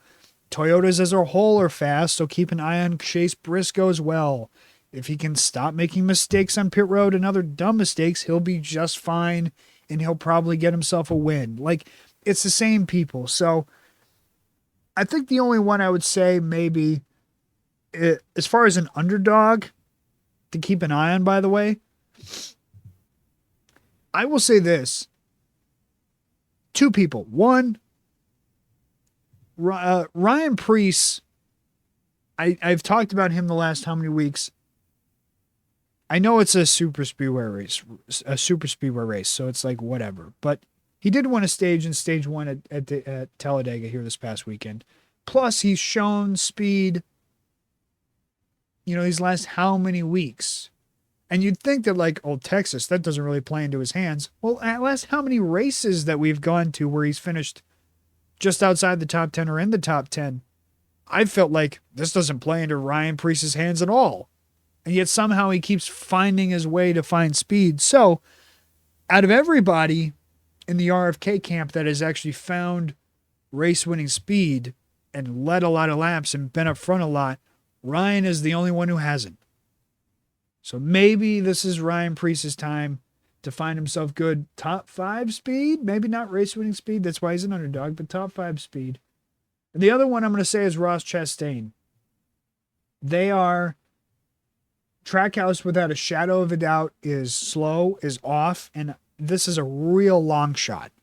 How sad is it that I have to sit here and say that Ross Chastain is a real long shot of a pick for this weekend at Texas? But the fact that he ended up avoiding the big one at Talladega, that they had a decent finish, all things considered. Texas, he's been fast at in the past. Again, maybe not race-winning speed, but maybe they find something this weekend at Texas. Texas is an odd track. Maybe they can bring something that they brought the past that might work this weekend as well. You know what I mean? Like, the Trackhouse has just been so slow across the board. 20th place finishes at best for a lot of these races. I know that we're just basically waiting for Watkins Glen or the next road course to come up. That's really where we are actually at. We're literally just waiting for the next road course to come up so that SVG and Connor Zilic can lead some laps and finish top 5. Like, that's literally what we're waiting for at this point. And maybe Ross can find that same speed, but he's been good at road courses in the past, but I mean, he's nothing compared to those other two. He's nothing compared to his teammates at this point when it comes to road courses. And so that's why I say, like, look, maybe this weekend is a weekend where he finds some speed. Maybe it's me being hopeful, but him leading laps here at Talladega this past weekend is giving me a little bit of hope that maybe they can find something. Maybe they can gain some confidence. Maybe something can come from this good run here at Talladega this past weekend. So that is all for me, ladies and gentlemen. I hope you all enjoyed the show. Carson Hocevar getting his first win at Talladega. Hopefully there's more to come from that kid getting some more wins here in the future. I sure hope so. I mean, it's bigger than just some kid getting his first win. It really is. Hopefully he can keep it going. So, thank you all again for listening. Hope you all enjoy. I hope everybody continues to keep tuning in to all the shows. I am thinking about maybe doing a face cam. If I can set it up to where I like the way that it looks, and maybe I can get a little bit more of a better setup going here where you're not just, all the YouTube listeners out there, you're just looking at a blank screen. It's not as interesting or enticing to just sit there and stare at a blank screen. So maybe I'll get something set up for you guys here in the next week or so, hopefully. But again, thank you all for listening. Hope you all enjoy. And I will see y'all next weekend after hopefully a good race in Texas. So take it easy.